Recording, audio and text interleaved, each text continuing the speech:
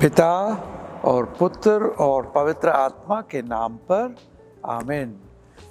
मेरे प्यारे भाइयों बहनों और बच्चों, आज कलीसिया एक बहुत ही महत्वपूर्ण पर्व मना रही है और वो है पेंतकोस्त का पर्व।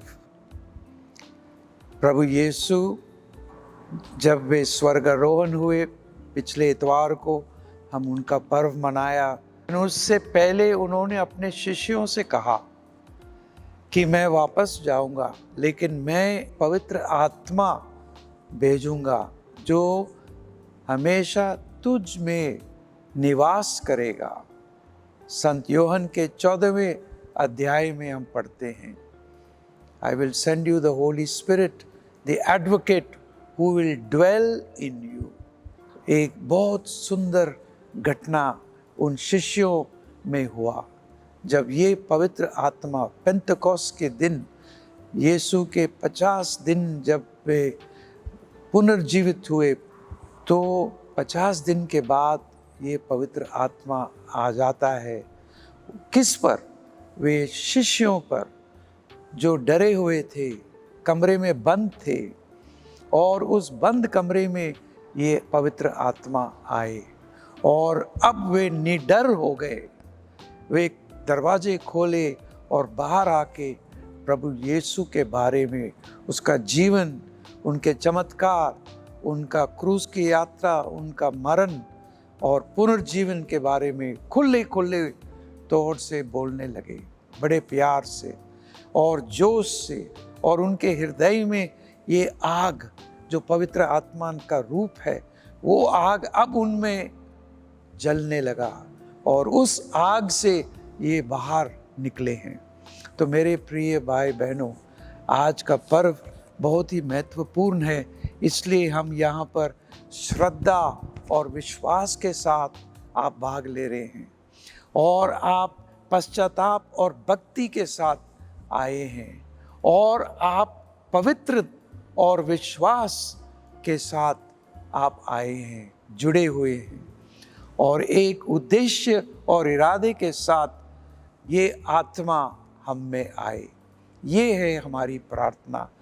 इसलिए आप जानते हो कि वो दिन जब पवित्र आत्मा आग के रूप में उन शिष्यों और माँ मरियम पर उतरा, वो कलीसिया का जन्मदिन है, the birthday of the church. क्योंकि अब ये कलीसिया अब बाहर आई और प्रभु के बारे में, यीशु के बारे में सबको बताए और उन्हें एक प्रकार की आग दिखाई पड़ी जो जीवों में विभाजित होकर उनमें से हर एक के ऊपर आकर ठहर गई और पवित्र आत्मा द्वारा भिन्न भिन्न भाषाएं बोलने लगे। ये प्रेरित चरित्र के 2 अध्याय में आप सुनेंगे आज के इतवार के पहले पार्ट में। और बहुत कुछ ऐसे बातें हुए उनके जीवन में, हर एक ने अपनी अपनी जन्मभूमि की भाषा सुनने लगे। देखो कैसा चमत्कार हुआ। ये चर्च का नाम है church of our lady of miracles, चमत्कार की माता कलीसिया। ये चर्च, इस माँ, ये चमत्कार हुआ। इसी तरीके से उन शिष्यों पर ये बहुत महान चमत्कार हुआ। इसलिए आप सुनेंगे स्तोत्र में, हे प्रभु अपना आत्मा भेजकर पृथ्वी का रूप नया कर दे।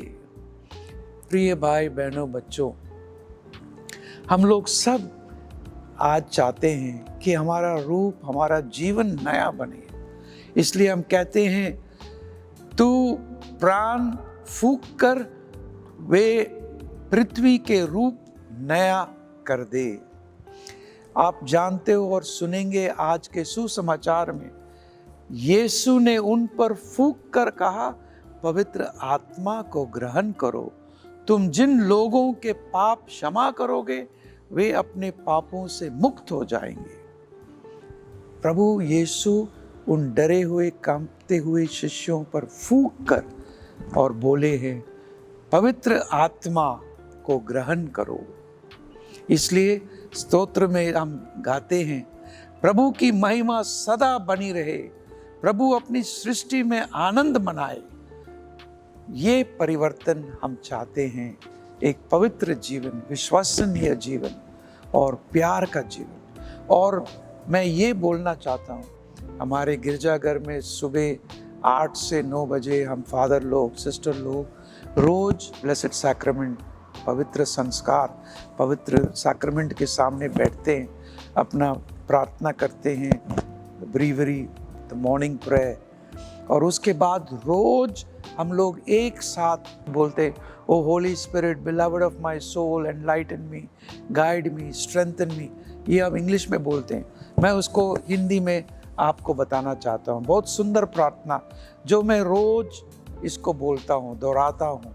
और कभी कभी बिशप होने के कारण कभी कभी कोई निर्णय लेने पड़ते, डिसीजंस लेने पड़ते, चुनौती आ जाते, मैं हमेशा ये प्रार्थना पवित्र आत्मा का लेता हूँ, प्रार्थना करता हूँ, और बहुत कुछ प्रभु यीशु अपनी दया और अनुकंपा से, पवित्र आत्मा की शक्ति से सही कर देता है। वो प्रार्थना क्या है?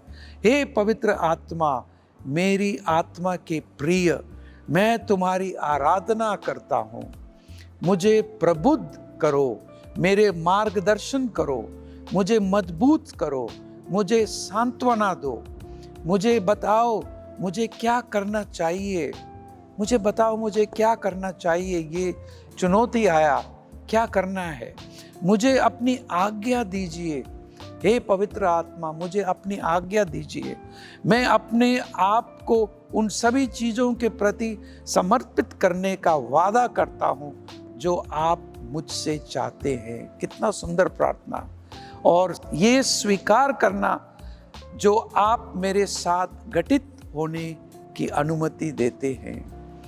I will follow what you say, I will obey what you say।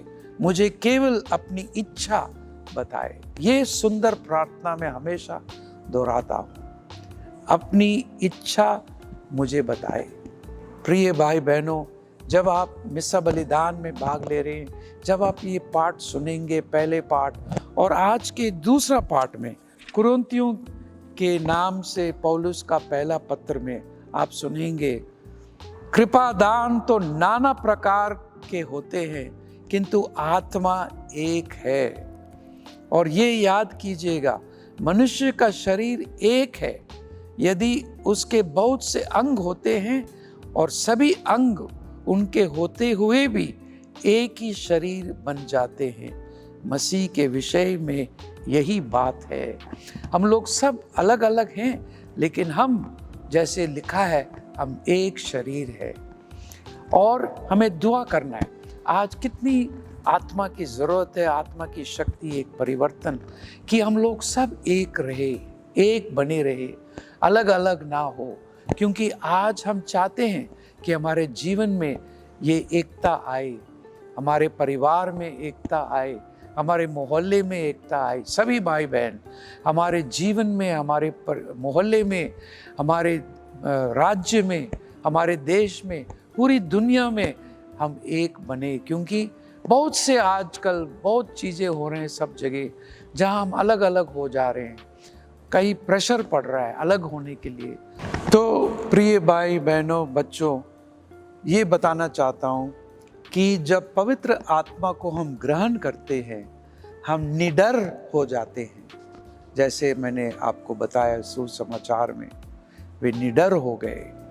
और जब हम उन पर विश्वास करते हैं, इस आत्मा पर, तो हमें पता लगता है, जैसे पहले कुरिन्थियों के पत्र में 6 अध्याय में पंक्ति 19 में, क्या आप लोग ये नहीं जानते कि आपका शरीर पवित्र आत्मा का मंदिर है? हम सब पवित्र आत्मा के मंदिर है। कितने सुंदर वाक्य है। और थिस्सलुनीयों के 5वां अध्याय में हम पढ़ते हैं, आत्मा का प्रेरणा का दमन नहीं करो, ये पवित्र आत्मा को ग्रहण करो। और रोमियो के 8वां अध्याय पंक्ति 26 में कहते हैं कि हमारा जीवन हमारे कमजोरियों को समझकर आत्मा हमारे दुर्बलता में हमारी सहायता करता है। हम ये नहीं जानते कि कैसे प्रार्थना करनी चाहिए, किंतु हमारी अस्पष्ट आहों द्वारा आत्मा स्वयं हमारे लिए विनती करता है। पवित्र आत्मा को ग्रहण करने के बाद प्रेरितों का जीवन पूरी तरह बदल जाता है। ये हमें याद रखना है। तो हम लोग दुआ करें, प्रार्थना करें, हे प्रभु, कोई भी हमारे जीवन में, हमारे हृदय में कोई भी ऐसी बात है जो हम निकालना चाहते हैं, जो हम सोचते हैं मुझे चंगाई मिले, जो हम सोचते हैं मुझे क्षमा मिले, ये आत्मा जरूर जब आपके हृदय में उतरेगी, ये आत्मा आपको परिवर्तित करेगी, एक नया जीवन आएगा आप में। इसलिए इसी विश्वास से जब हम मिस्सा बलिदान में भाग लेते हैं, पुरोहित हाथ इन उपहारों पर, ये रोटी और दाखरस पर हाथ रख के वो दुआ करते, प्रार्थना करते कि इसमें पवित्र आत्मा उतरे और ये प्रभु यीशु का शरीर और रक्त बन जाता है। ये पवित्र आत्मा इन पर उतरे और ये रोटी और दाखरस अभी प्रभु यीशु का शरीर और रक्त बन जाता है। और ये प्रभु यीशु आपको, हम सबको एक बनाएगा। हम लोग सब प्रभु यीशु के शरीर बन जाते हैं, क्योंकि प्रभु यीशु अब मुझ में निवास करता है, सब में निवास करता है। एक परिवर्तन आ जाता है, एकता आता है, प्यार आता है, क्योंकि हम सब एक बन जाते हैं। हम दुआ करेंगे, प्रार्थना करेंगे, हे पवित्र आत्मा, तेरी दया और अनुकंपा हमेशा हम पर रहे। तू प्राण फूंक देता है और हमें पुनर्जीवित कर देता है। तू पृथ्वी का रूप नया कर देता है।